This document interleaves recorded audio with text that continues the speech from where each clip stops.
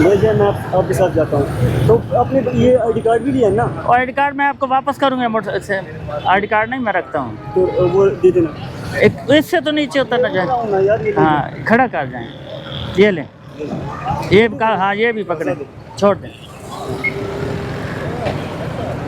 कीमा साहब हो, इसको थाने खड़ा करो, ये मोटरसाइकिल, हाँ दोनों खड़ा करो। उसको पकड़। बच्चे जब डॉक्यूमेंट ना हो आप FIR हो सकती है रॉन्ग वे की। हाँ ये इसको छोड़ के आओ, थाने में ले जाओ, इम्पाउंड कर दिया है 1 वे की खिलाफ वर्जी में। सर ये जो वायलेशन होती है ना, इसमें तारुफ नहीं होता कि मैं मजदूर हूँ या पुलिस वाला हूँ या मैं, ये रेकलेस है, आप अपनी जान भी खतरे में डालते हो आने वालों को भी। नीचे उतरो। मोटरसाइकिल अपना है?